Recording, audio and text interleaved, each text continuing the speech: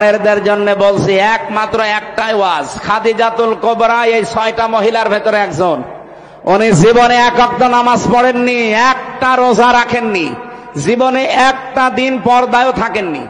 তারপরেও তাকে আল্লাহ সালাম দিয়েছেন, জীবিত অবস্থায় সালাম পাঠিয়েছেন এবং জান্নাতে ঘর বানিয়ে তার জন্য পাঠিয়েছেন। যাবার সময়, বাসে যাওয়ার সময় সিট পড়ে পাশে যার নাম জিজ্ঞাসা করলে চেহারা দেখে মনে হয় যে মুসলমান, যে নাম জিজ্ঞাসা করে দেখি খ্রিস্টানের নাম বলছে। বললাম আপনার নবীর নাম কি? What is your prophet? তখন বলে যে যিশু। যিশু মানে ঈসা আলাইহিস সালাম। খ্রিস্টান তো ঈসা বলে। ইহুদির সাথে যদি দেখা হয় জিজ্ঞাসা করি আপনার নাম, ও নাম শুনলে আমি বুঝি যেটা ইহুদির নাম। আপনার নবীর নাম কি? বলে জোসেফ। জোসেফ মানে মুসা আলাইহিস সালাম। ওরা ইব্রাহিম নবীকে আব্রাহাম বলে ডাকে, ওরা দাউদ নবীকে ডেভিড বলে ডাকে। ওদের নিজেদের নবীর নামও তারা পাল্টিয়ে ফেলেছে। যেহেতু আহলে কিতাব দাবি করলো, এই পৃথিবীতে এখন কিতাবওয়ালা আহলে কিতাব নেই। ইহুদি আজ যারা দাবি করছে ওরা মুসা নবীর আদর্শের উপরে নেই। আজ খ্রিস্টান 250 কোটি, ওরা দাবি করছে ওদের নবীর নাম যিশু, অথচ হযরত ঈসা নবীর আদর্শের উপরে ওরা নেই। হযরত ঈসার জীবনী পড়ে দেখেন, পুরা জীবনী আমি পড়ে দেখেছি। হযরত ঈসার পৃথিবীতে জাগতিক সম্পদ বলতে কিচ্ছু ছিল না। হ্যাঁ, একটা জিনিস ছিল, শুধু পানি খাওয়ার একটা গ্লাস। উনি নদীর ধার দিয়ে একবার যাচ্ছিলেন, হঠাৎ দেখলেন একটা লোক পানি পান করছে নদী থেকে এই আজলা দিয়ে, 2 হাতের ভেতরে পানি নিয়ে পানি পান করছে। অনেকক্ষণ দাঁড়িয়ে দাঁড়িয়ে দেখলেন, ডাক দিয়ে বলে রব্বুল আলামিন, আমি তো মনে করছিলাম যে আমার মতো গরিব মানুষ এ পৃথিবীতে আর নেই, এখন দেখি এই লোকটা আমার চাইতেও গরিব। আমার তো পানি খাওয়ার অন্তত একটা মগ আছে, একটা গ্লাস আছে, জগ আছে, আর ওর তো কিছু নেই। এটা তিনি নদীর ভেতরে ছুড়িয়ে মেরে বললেন, পৃথিবীর কোন জাগতিক সম্পদ আমার দরকার নেই। আর আপনি তাকান আজ খ্রিস্টানদের দিকে, তাদের যে বিলাসবহুল জীবন, তারা যদি ঈসা নবীর উম্মত দাবি করে, হযরত ঈসা যেভাবে চলেছিলেন সেইভাবে তাদের চলা দরকার ছিল। কথা বলেন না কেন? আমার যে হাদিস পড়েছিলাম, এই হাদিসের শেষের দিকে হযরত ঈসার জীবনের কিছু কথাগুলো আছে। আমি যাব সামনের দিকে ইনশাআল্লাহ। আমি যে কথা এখন বলতে চাই, বাংলাদেশের মানুষ আমরা 92% যেহেতু মুসলমান, অন্য ধর্মের মানুষগুলোকে আমরা বাদ দিলাম, ওই 8% বাদ, 92% তো আমরা। আসেন আমরা নবীর এই তাওহীদ প্রতিষ্ঠার মিশনটা হাতে নেই, সুযোগ একটা এসেছে। আসেন একবারে আমরা সবাই এক জায়গায় এই 3টা কথাকে মেনে নেওয়ার চেষ্টা করি। 1 নম্বরে আল্লাহ না'বুদা ইল্লাল্লাহ, আজকে থেকে আমরা আল্লাহ বাদে আর কারো ইবাদত করব না। বাংলাদেশ জামাত ইসলামীর শ্রদ্ধাভাজন আমিরে জামাত সেদিন কিন্তু এই যে কোন জেলায় তিনি গিয়েছিলেন, ময়মনসিংহ। উনি ময়মনসিংহে অনেকগুলো আলেমের হাত এভাবে উঁচা করেছে, আপনারা ভিডিও দেখেছেন। এভাবে ডাক দিয়ে বললেন, আমাদের আল্লাহ এক, আমাদের রাসূল এক, আমাদের কোরআন এক, আমরা আর পার্থক্য থাকতে চাই না, আমরা সবাই এক। আপনি তাওহীদ প্রতিষ্ঠার জন্য এইভাবেই চালিয়ে যেতে হবে কাজ, কিন্তু পদ্ধতি আল্লাহ কোরআনে দিয়েছেন 3টা। আমরা যেহেতু সবাই যারা হাত তুলছে এখানে আল্লাহ ছাড়া কারো ইবাদত করতে আমরা রাজি আছি, তাহলে 1 নম্বরে আমরা ঠিক আছে। কি কথা বলেন না কেন? হ্যাঁ, কিছু মানুষ হয়তো ভুল ক্রমে অন্যের ইবাদত করে। কি এই এলাকায় আসে কিনা আমি জানি না, রাজশাহী বিভাগে এটা কম আছে। রাজশাহী, খুলনা, বরিশাল এগুলোতেও শয়তানরা আসে না, ওরা সব আস্তানা গেড়েছে সিলেট আর চট্টগ্রাম আর ময়মনসিংহ বিভাগে। কারণ ওই সমস্ত বিভাগগুলোতে শিরকও বেশি, বেদাতও বেশি, আবার ইবাদতও বেশি। এই যে আমার গিয়াসউদ্দিন তাহেরি ভাই, আমি নাম বলতাম না, মনে চলে এসেছে তাই, উনি যে ইবাদত করেন, জিকির একটা ইবাদত না? উনি জিকির করে কি আল্লাহর নামে? কিছুক্ষণ যদি আল্লাহর নামে করেও বলবে দেখেন ইয়া আলী বাবা, শাহ আলী বাবা, কেল্লা বাবা, ফতে বাবা, এমনকি আগলা বাবা, পাগলা বাবাও জিকির হচ্ছে। আমার প্রশ্ন হচ্ছে, আল্লাহর পরিবর্তে যে নামগুলো বললেন এগুলো জিকির করা জায়েজ না হারাম? কোথায় আছে? কোরআনে আছে বলছে। কোরআনে আছে, কিন্তু কোথায় আছে এখন যদি বলি ওর পেটে বোম মারলেও বলতে পারবে না। আছে, সূরা আরাফে আছে, 9 নাম্বার পারা 13 নাম্বার পৃষ্ঠা 4 নাম্বার লাইনের 180 নাম্বার আয়াতে আছে, ওয়ালিল্লাহিল আসমাউল হুসনা ফাদউহু বিহা ওয়া দারুল্লাযীনা ইউলহিদুনা ফি আসমাই। আল্লাহ পাক বলেন আমার অনেক সুন্দর সুন্দর নাম আছে। এই যে আল্লাহর নাম আমরা অনেকে এখানে জানি, স্যারকে যদি জিজ্ঞাসা করি কয়টা বলেন তো, আল্লাহর নাম কয়টা? 99টা জানবে। এটা কায়দায় পড়েছিল ছোটবেলায়, আমরাও পড়েছি। তাফসিরে ফি জিলালিল কোরআনে আল্লাহর নাম পেয়েছি 5000। যদিও আমরা সবগুলো এখন অনেকে জানি না। আপনি 5000 নামের যে কোনো একটা নামে আল্লাহকে ডাকতে পারেন, কোনো অসুবিধা নেই। কিন্তু সাবধান, ওয়া দারুল্লাযীনা ইউলহিদুনা ফি আসমাই, আল্লাহর নামকে যারা ইলহাদ করে, ইলহাদ মানে পরিবর্ধন করে ফেলা, উলট পালট করে ডাকা, পাল্টিয়ে ফেলা।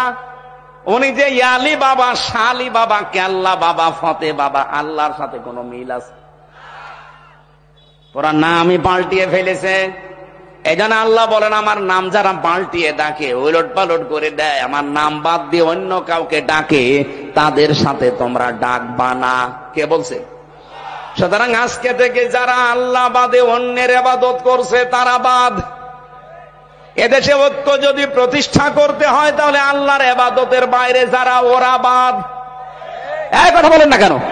সেটা যদি জামাত ইসলামকে বাদ দেওয়া লাগে বাদ দিয়ে দেন, যদি হেফাজত ইসলাম বাদ দেওয়া লাগে বাদ দিয়ে দেন। আপনি একা হন তা অসুবিধা নেই, কিন্তু আমরা আল্লাহর ইবাদত করতে চাই নির্ভেজাল ভাবে। আল্লাহ না'বুদা ইল্লাল্লাহ, নবী আপনি ওদের বলেন যে আসো আমরা আল্লাহর ইবাদত করি, এর সাথে অন্য কাউকে যেন আর 2 নম্বরে ওয়ালা নুশরিকা বিহি শাইআ, আল্লাহর ইবাদতের সাথে আমরা কাউকে শিরিক করব। বলেন বলেন। এবার এই পয়েন্টের উপর আমি 2 মিনিট কথা বলতে চাই, ভালো করে শুনবেন। যেহেতু আল্লাহর ইবাদতের সাথে আমরা আর কাউকে শিরিক করতে চাই না, শিরিকের ব্যাখ্যা আমি বহু জায়গায় নাটোর জেলায় বলেছি। শিরিক বিল জাত, শিরিক বিল সিফাত, শিরিক বিল ইখতিয়ারা, শিরিক বিল হুকুক, এটা গুলো পয়েন্ট আকারে যদি আপনি শ্রেণী বিন্যাস করেন 120 প্রকার পাবেন। এটা তাফসিরে কাবীরের ভেতরে আছে, আল্লামা ফখরুদ্দিন রাজি লিখেছেন।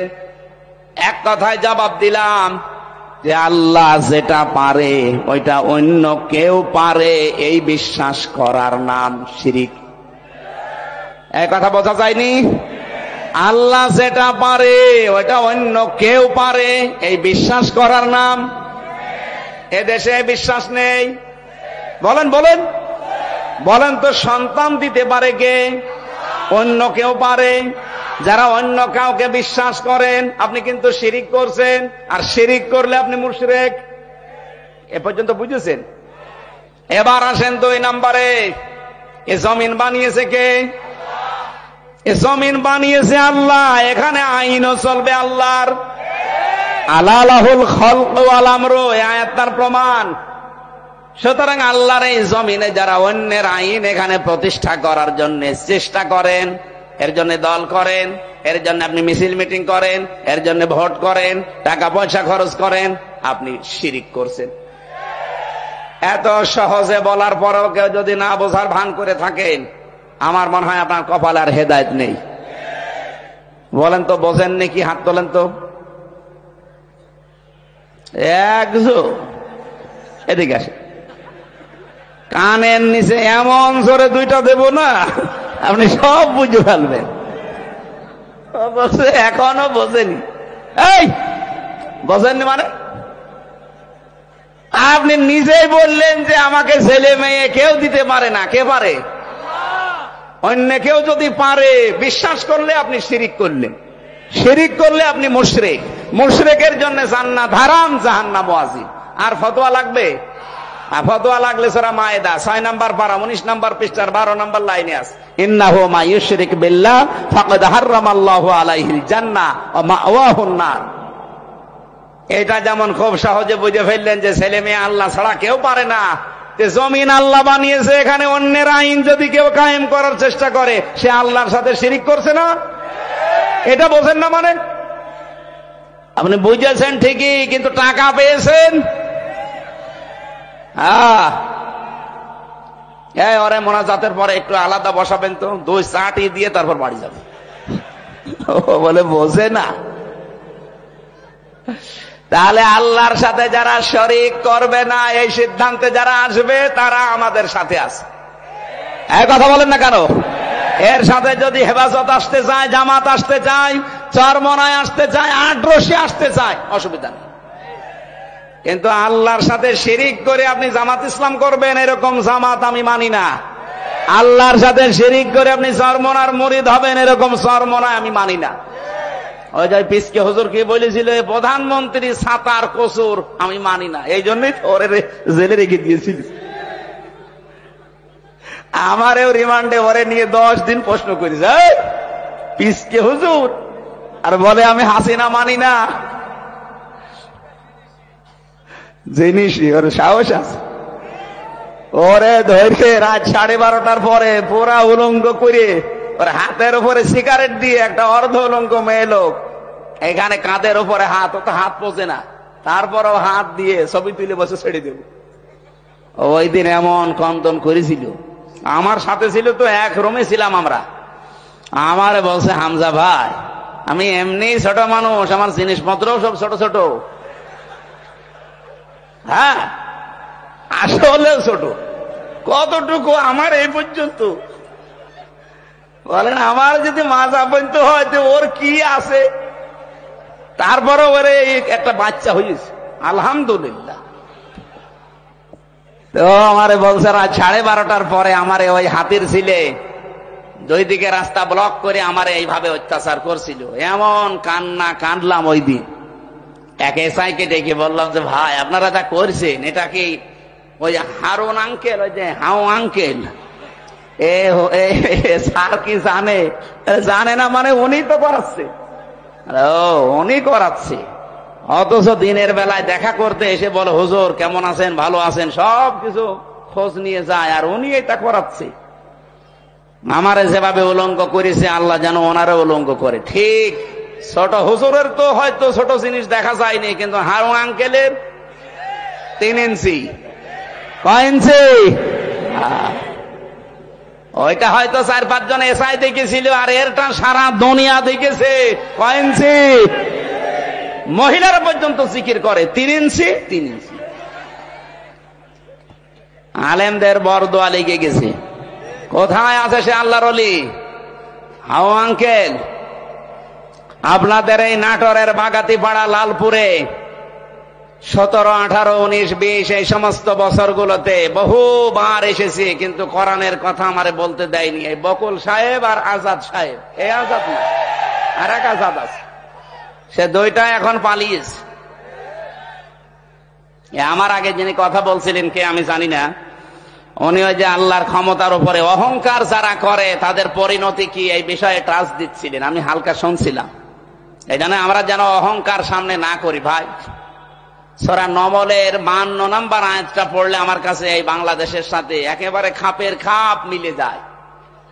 আল্লাহ পাক বলেন ফাতিলকা বুয়ুতুহুম খাবিয়াতাম বিমা যালামু, এই সেই ঘরগুলো, আল্লাহ যেন এভাবে আঙ্গুল দিয়ে দেখাচ্ছে, এই সেই আজাদের ঘর, এই সেই বকুলের ঘর, এই সেই হানিফের ঘর, এই সেই ডিলুর ঘর।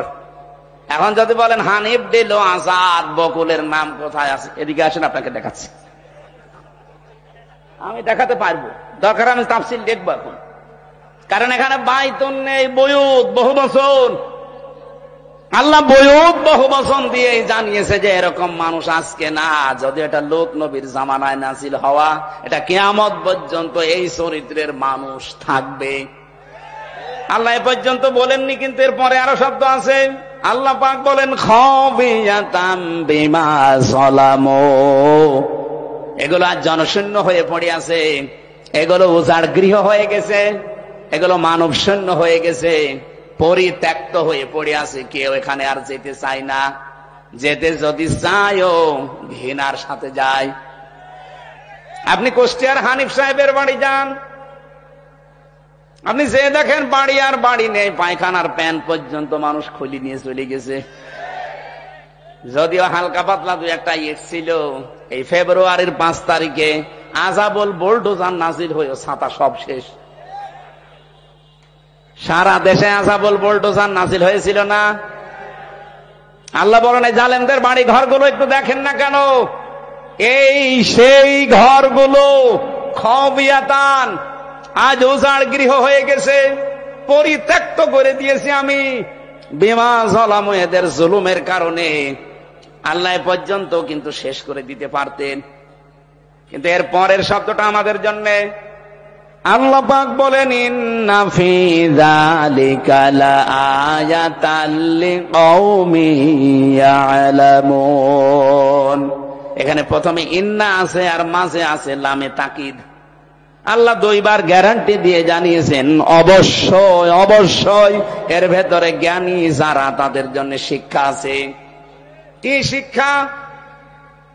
ফাকুতিয়া দাবিরুল কওমিল্লাযিনা যালামু, সূরা আনআম 7 নম্বর পারা 12 নম্বর পৃষ্ঠার 4 নম্বর লাইনের 45 নম্বর আয়াতের প্রথম অংশে আছে।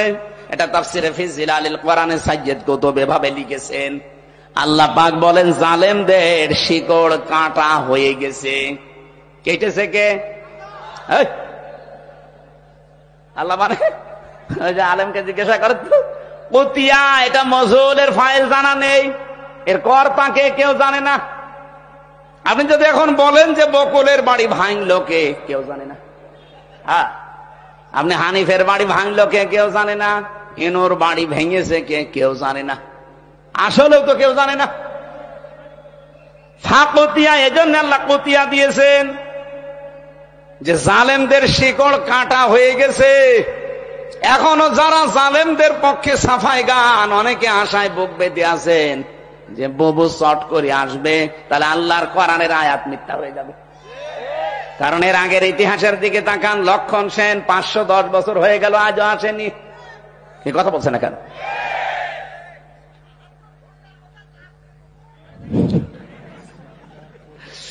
আমি যতগুলো দেখলাম ইতিহাস, একটাও ফিরে আসেনি। আশরাফ ঘানি, বাশার আল আসাদ, কথা বলছে না কেন? এই জন্য আশায় যারা বুক বেঁধেছেন ও গুড়ে বালি, ওটা বাদ দেন। ওটা বিশ্বাস করে বসে থাকলে কোরআনের আয়াত পাল্টিয়ে যাবে। আল্লাহ বলেন জালেমদের শিকড় কাটা হয়ে গেছে। এ আপনি জোড়া দেবেন কি করে? কেটেছে কে, তাই তো কেউ জানে না। আর একজন বলছে আল্লাহ। আপনি আন্দাজ বললেন কেন?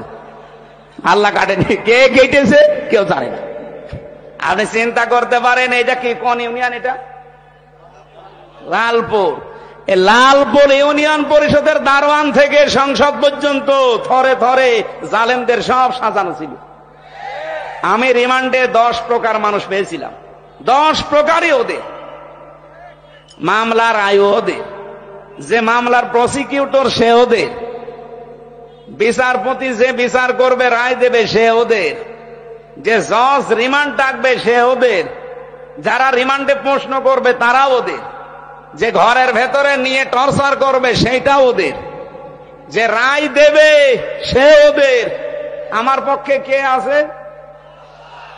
আরে ভাই আল্লাহ তো আছে, একজন আছে, উকিল। একটা উকিল দাঁড়ায় তো ওর কথা শুনলেও চলে, না শুনলেও চলে। এই ছিল দেশের বিচার ব্যবস্থা।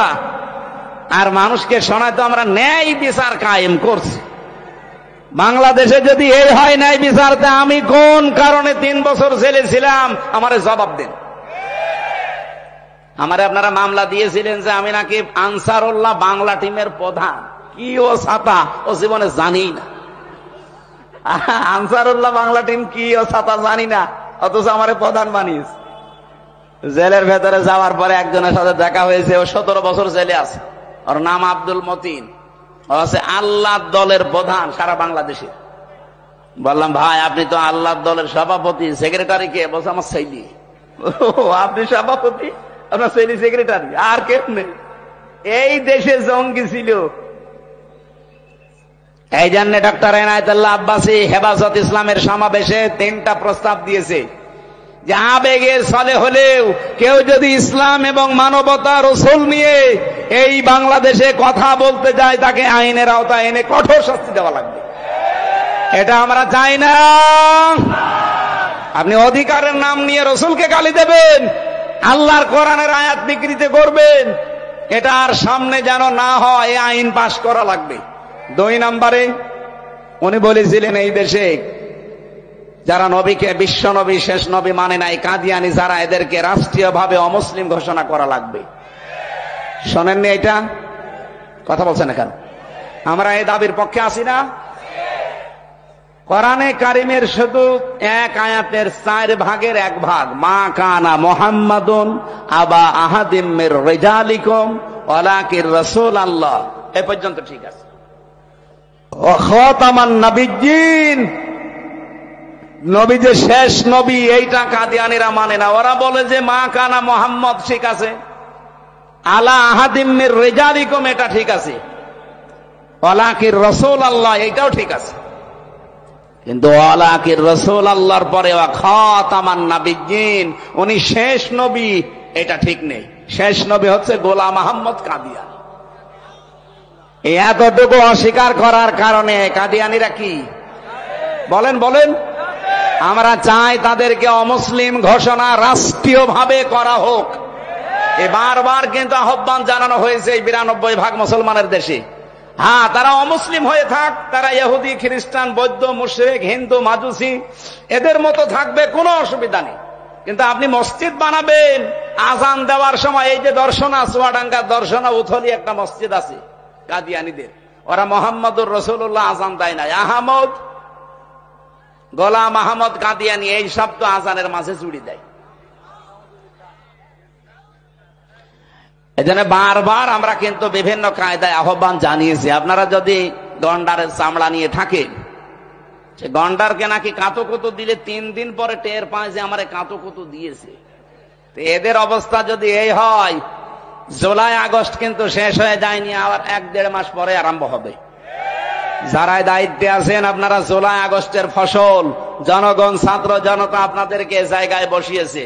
সুতরাং এ দেশের মানুষের সেন্টিমেন্ট বুঝবেন।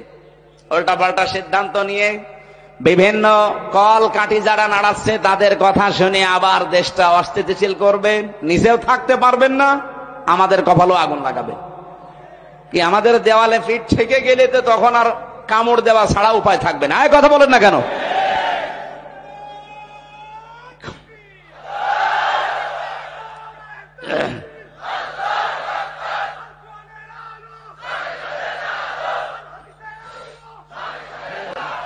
ঠিক আছে ভাই। আমার ভাইরা, আমরা শিরকের যে বিষয় নিয়ে পর্যন্ত এসেছিলাম, এবার একটু তাকান। আজ বাংলাদেশে ঐক্যের বারবার ডাক দেওয়া হচ্ছে, সবাই আসেন, কিন্তু শিরক যারা করেন তারা আসলে ওই ঐক্য থাকবে না। কি শিরক যারা করেন তারা যদি এসেও থাকেন লোক দেখানোর জন্য, ঐক্য টিকবে না। এই জন্য শিরক যারা বাদ দিতে পারেন তারা আসেন। 3 নম্বরে, ওয়ালা ইয়াত্তাখিযা বা'দুনা বা'দান আরবাবাম মিন দুনিল্লাহ, আল্লাহ বাদে আমরা কাউকে অভিভাবক হিসাবে আর গ্রহণ করব না। আমাদের অভিভাবক ইন্ডিয়া না, আমাদের অভিভাবক ওই আমেরিকা না, চীন না, রাশিয়া না, আমাদের অভিভাবক কে? এই বিশ্বাসে যারা বিশ্বাসী তাদেরকে এক জায়গায় নেন। 92% মুসলমানের ভেতর থেকে যদি সব বের হয়েও চলে যায়, যদি 51% টিকে থাকে, এই দেশে আগামীতে কোরআন কায়েমে বাধা কেউ দিতে পারবে না। আল্লাহ এরপরে দিয়েছেন ফাইন তাওয়াল্লাও, এরপরেও যদি কেউ মুখ ফিরিয়ে যায়, যাক ফাকুলু শাহাদু, আপনি একটু ঘোষণা দিয়ে দেন, ফাকুলু শাহাদু বিআন্না মুসলিমুন, আমরা কারো মুখাফেক কিনা, আমরা মুসলমান। তাহলে নবীর প্রথম মিশন ছিল, ভিশন ছিল তাওহীদ প্রতিষ্ঠা। এটার জন্য যে পদ্ধতিগুলো বললাম, এই তিনটার কাছে আসা লাগবে। আসেন বাংলার মানুষের এই তিনটা বিষয় নিয়ে আমরা এগিয়ে যাই। 2 নম্বরে নবীর মিশন আর ভিশন ছিল তিনি মানব অধিকার প্রতিষ্ঠা করেছিলেন। এই তথ্য আপনি সূরা নিসার 58 নম্বর আয়াতে পাবেন। ইন্নাল্লাহা ইয়া'মুরুকুম আন তু'আদ্দুল আমানাতি ইলা আহলিহা। অবশ্যই আমি আল্লাহ তোমাদের সবাইকে নির্দেশ দিলাম তোমাদের যাবতীয় আমানত তার প্রাপকের কাছে পৌঁছিয়ে দেবা। এখানে আমানাত বহু বচন, তাফসিরে মারিফুল কোরআন খুলে দেখবেন এই বহু বচনে মুফাসসির লিখেছেন আমানাত মানে ভোট। কি কথা বললেন না? আমি কি এটা বানিয়ে বললাম? যদি বানিয়ে বলি কোন আলেমকে নিয়ে এখানে বসান, তাফসিরটা নিয়ে এসে খোলেন সূরা নিসা 5 নম্বর পারা 6 নম্বর পৃষ্ঠা 5 নম্বর লাইনে, এটা 4 নম্বর লাইনে আছে 58 নম্বর আয়াত। অবশ্যই আমি আল্লাহ তোমাদের সবাইকে নির্দেশ দিলাম, শুধু হামজাকে না, কুম বহু বচন, সবার জন্য আমার নির্দেশ তোমাদের যাবতীয় আমানত তার প্রাপকের কাছে পৌঁছিয়ে দিবা। যেহেতু আমানত মানে উনি ভোট লিখেছেন, সুতরাং আগামীতে এই দেশে আমরা চাই 300 জন এমপি দাঁড়াবে। 300 জনের ভেতরে অন্তত 151 জন আমরা এমন মানুষ চাই যারা কোরআন বুকে নিয়ে সংসদে যেতে পারবে। এই আমানতটা আমরা নষ্ট করব?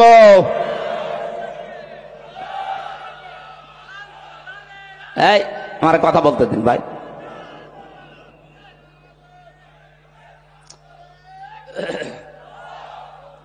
আমার ভাইরা, এটা যদি কারো কাছে রাজনীতি মনে হয়, যদি মনে হয় এটা দুনিয়ার বিষয়, এটা ধর্ম ব্যবসা, হ্যাঁ এটাই আমার ধর্ম ব্যবসা।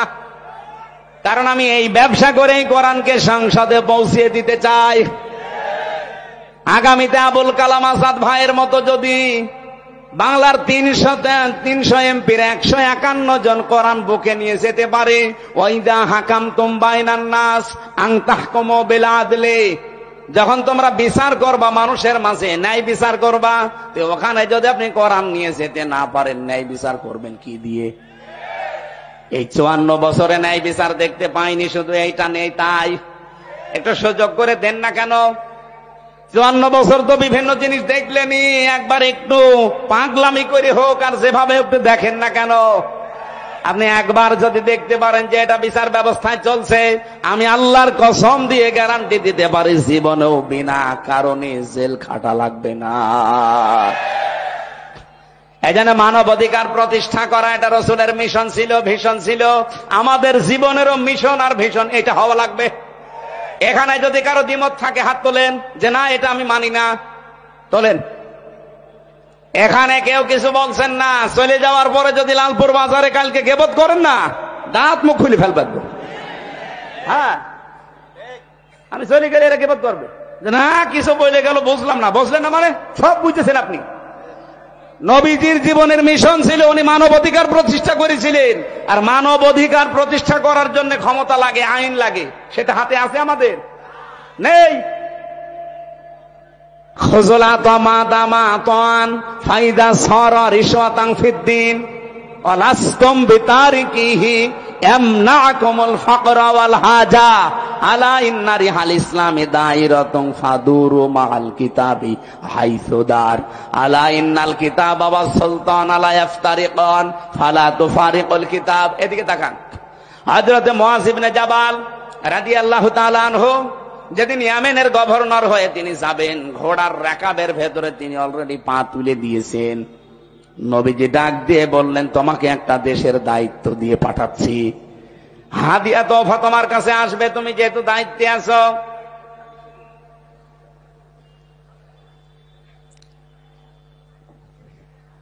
আমার আলোচনায় কোনো প্রশ্ন থাকলে বলেন তো আগে বলেন। আমি তো নিজের বাবার একটা কথাও বলি না, যা বলেছি এর পেছনে দলিল দিয়েছি।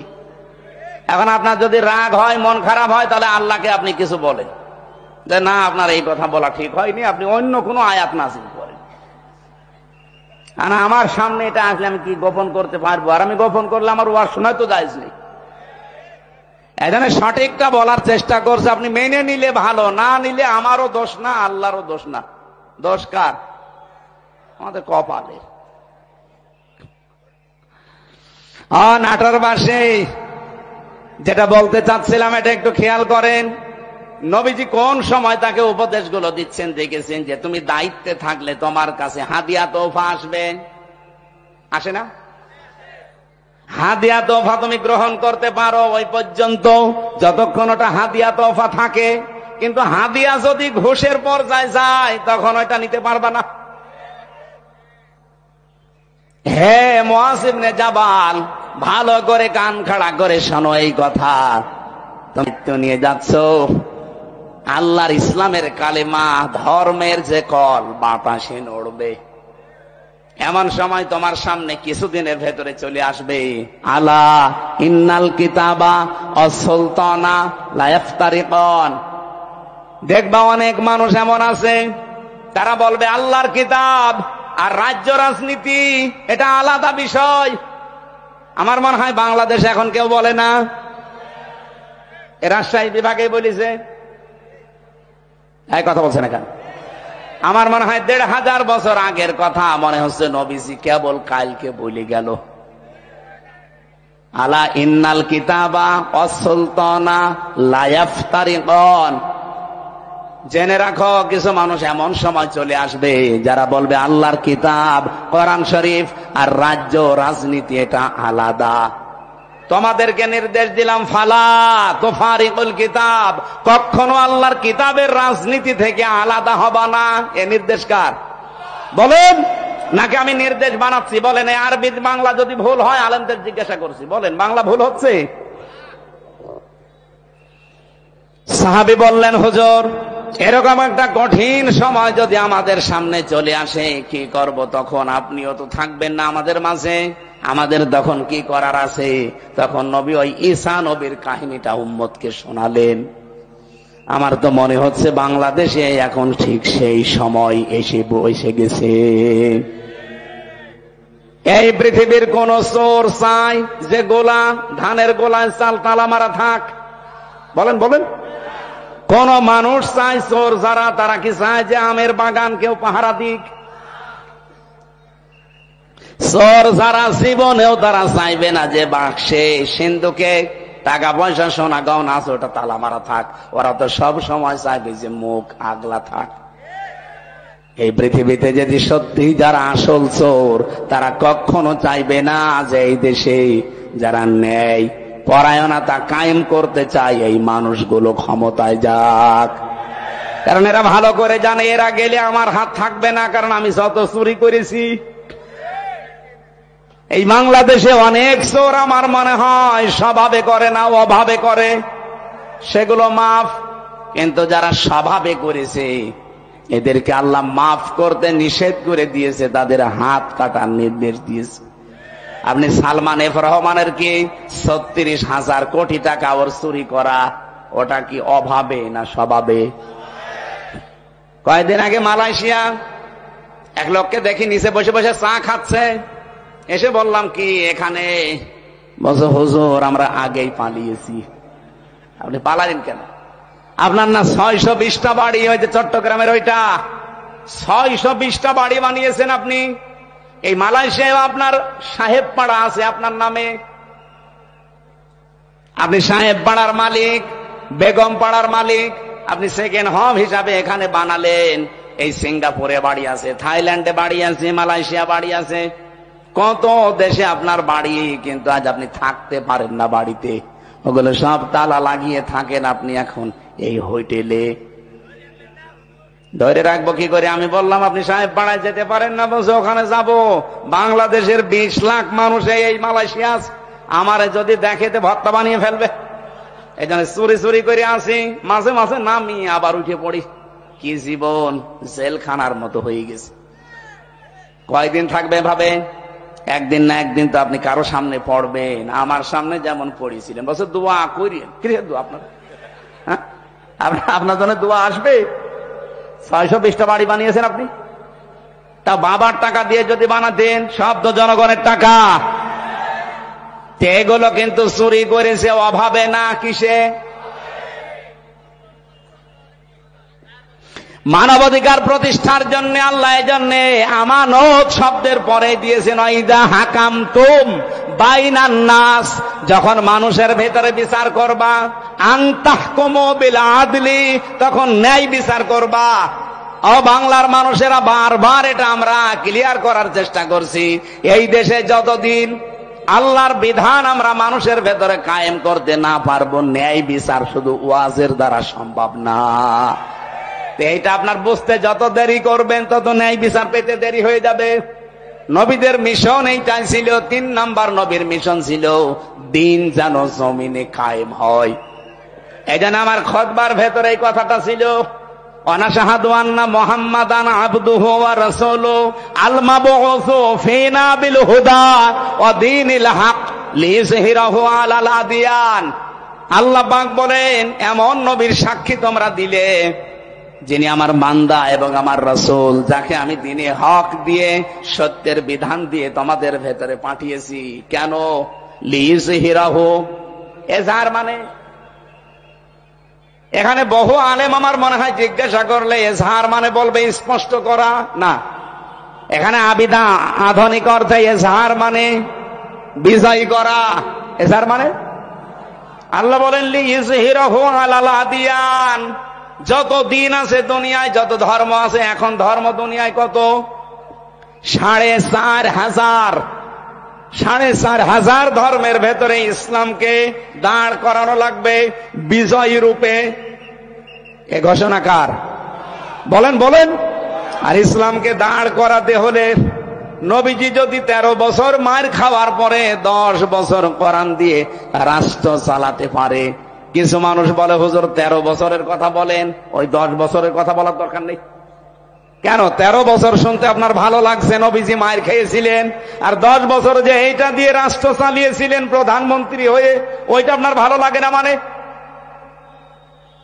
সিরাত ইবনে হিশামে দেখবেন নবীর জীবনীকে 4 ভাগে ভাগ করা হয়েছিল। মক্কার জীবনটা প্রথমে 3 বছর, এরপরে 5 বছর, এরপরে 2 বছর, এরপরে 5 বছর, না এরপরে 3 বছর, সব মিলে কত? 13 বছর। প্রথমে 3, এরপরে 5, এরপরে 2, এরপরে 3, এই 4টা ভাগে নবীর পরা মক্কার জীবনকে ভাগ করা আছে। আমি বাংলাদেশের সাথে অলরেডি এটা মিলিয়ে দেখেছি, আমরা এখন এই 4 নাম্বারটায় আছি। কি কথা বলেন না কেন? নবীজি 3 বছর জেলে ছিলেন, তার অনেক আত্মীয় স্বজন সাহাবায়ে কেরাম হারিয়েছিলেন। আমরাও এই 15 বছরে বহু কিছু হারিয়েছি। 3 বছর না, 13 বছর আল্লামা সাঈদীর জেল খাটা হয়ে গেছে।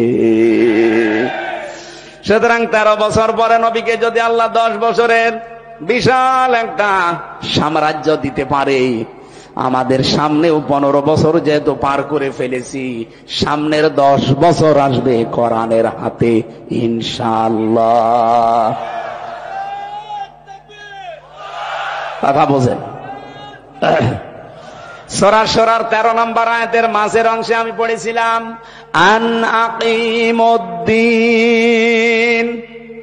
অথচ আয়াতটা নাযিল হয় মক্কায়। এমন কঠিন পরিস্থিতি যেখানে পা রাখা পর্যন্ত সম্ভব না, সেখানে আল্লাহ বলছেন আমার দিন কায়েম করো। এজন্য বাংলাদেশে যেহেতু 4টা অবস্থা আমরা পার করে ফেলেছি, এই মুহূর্তে আহ্বান জানাচ্ছি নবীর এই 3 নাম্বার মিশন আর ভীষণ।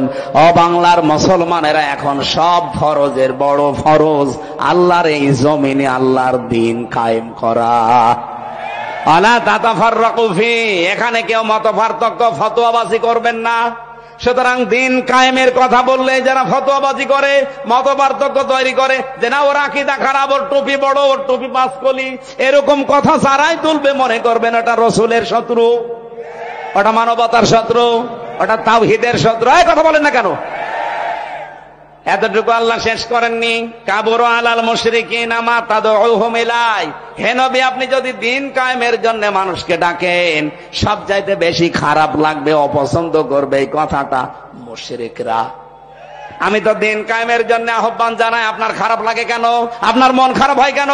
আপনার কাছে রাজনীতি মনে হয় কেন? আপনি কি মুশরিক? বলেন। হ্যাঁ, জানি আপনাকে আল্লাহ পছন্দ করেনি। এই জন্য আয়াতের শেষের অংশ এটা, আল্লাহু ইয়াজতাবি ইলাইহি মাইয়াশা, দিন কায়েমের কর্মী দিন কায়েমের কর্মী হিসাবে আল্লাহ সবাইকে পছন্দ করে না।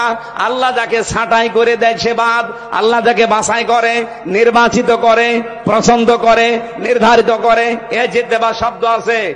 আল্লাহ যাকে পছন্দ করে তার দিনের কায়েমের জন্য কর্মী হিসাবে, তাকে আল্লাহ পাক এই দিন কায়েমের জন্য নির্বাচিত করে নেয়। ওয়াহদি কাকে করে? মাইয়াশা ওয়াহদি ইলাইহি মাইয়ুনিব, যে লোকটা আমার আল্লাহর দিকে মন থেকে ফিরতে চায়। আপনি কি আল্লাহর দিকে মন থেকে ফিরতে চান? যদি ফিরতে না চান, জীবনও আল্লাহকে আল্লাহ দিনের কর্মী হিসাবে আপনাকে কাজে লাগাবে না। আল্লাহর অত দায় পড়ে যায়নি। এই দেশে ইসলাম কায়েম না হলে আল্লাহর কোনো ক্ষতি আছে? ক্ষতি আপনার, ক্ষতি আমার। কারণ জীবনের শেষ দিন পর্যন্ত এই কাজে নিজেকে জড়িয়ে রাখা, এটা নামাজ রোজার চাইতেও বড় ফরজ। দলিল সূরা হিজর 14 নম্বর পারা 6 নম্বর পৃষ্ঠা, এটা মনে হয় 6 নম্বর লাইনের শেষ নাম্বার আয়াত, সূরা হিজরের 99 নম্বর আয়াতে আছে, ওয়াবুদ রাব্বাকা হাত্তা ইয়াতিয়াকাল ইয়াকিন। ওই দিন পর্যন্ত ইবাদত করো যতদিন তোমার কাছে ইয়াকিন না আসে, মরণ না আসে। এজন্য সব ফরজের বড় ফরজ। নবীজির জীবনের শেষ মিশন আর ভীষণ দিন কায়েম সবাইকে আল্লাহ দিয়ে করাবে না। যাকে আল্লাহ নির্বাচিত করে, ছাঁটাই না করে বাছাই করে রাখে, তাকে আল্লাহ এই কাজে লাগাবে। আল্লাহ আমাদেরকেও যেন ছাঁটাইয়ের ভেতরে না ফেলে, বাছাইয়ের ভেতরে আল্লাহ ফেলে দেন, বলেন আমিন। এবার আমি মেয়েদের কয়েকটা কথা বলতে চাচ্ছি। এখানে আছেন আপনারা? মেয়েরা এসেছে না? সম্মানিতা মা বোনরা, কয়েক মিনিট আপনার জন্য আমি শিক্ষামূলক কয়েকটা কথা বলতে চাই। মাত্র 5টা মিনিট সময় দিচ্ছি। এই মাহফিলটা যেহেতু কাদা ছিল, এখানে পানি ছিল, এর আজকে আপনি ভিডিও দেখেছেন, আমার নিজেরই কেমন আফসোস লাগছিল যে কোরআনের জন্য এলাকার মানুষেরা এত কষ্ট করতে পারে। যার যতটুকু সামর্থ্য আছে আপনারা দিয়েছেন, আমি দেখেছি। বাড়ি যাওয়ার সময় শুধু ভাড়াটা বাদ দিয়ে এদের কাছে আপনারা একটু উৎসাহের জন্য দিয়ে যাবেন। এটা মাদ্রাসার মাহফিল না? যার যা আছে অবশ্যই দয়া করে এদের কাছে একটু দিয়ে যাবেন। আমি এরপরে মেয়েদের কথা বলার পর আমার একটা লিখিত বই আছে মেয়েদের উপরে। এত বই নিয়ে এসেছেন। এটা আদর্শ নারী, মেয়েদের 6 জন আদর্শ নারী পৃথিবীতে আছে, তাদেরকে আদর্শ মানা যায়। এই বইটা মেয়েদের জন্য স্পেশাল ভাবে। আর দাম্পত্য জীবনের কলহ কেন হয়, এই যে মারামারি, গন্ডগোল, মনোমালিন্য কেন হয়, এটা কিভাবে মিটাবেন, সেই পদ্ধতিগুলো লেখা আছে। 120 পৃষ্ঠা লিখেছি। এটা জেলখানায় বসে বসে লিখা। আপনারা পারলে এই বইগুলো নিয়ে যান। আর সৃষ্টি জগৎ, এটা শিক্ষিত মানুষদের জন্য। সৃষ্টি আল্লাহ একেবারে ওই প্রথম থেকে শুরু করে, এটা সবার জন্য দরকার। এটা শিক্ষিত মানুষদেরকে নিলে হবে। গাড়িতে পাওয়া যায়, যদি পান যাওয়ার সময় নেবেন। এক হয় আপনাদের লোক কই ভেতরে? কি প্রশ্ন দিচ্ছে, আগে শেষ হোক। আপনারা লোক কই ভাই? এই ব্যাগ যদি নাও নিয়ে যায়, আপনারা যাবার সময় ওনাদের ওখানে দাঁড়িয়ে থাকবে যারা ড্রাম নিয়ে, ব্যাগ নিয়ে ওই জায়গায় একটু দিয়ে দিন। মা বোনেরদের জন্য বলছি, একমাত্র একটাই ওয়াজ। খাদিজাতুল কুবরা এই 6টা মহিলার ভেতরে একজন। উনি জীবনে 1 ওয়াক্ত নামাজ পড়েননি, একটা রোজা রাখেননি, জীবনে একটা দিন পর্দায়ও থাকেননি।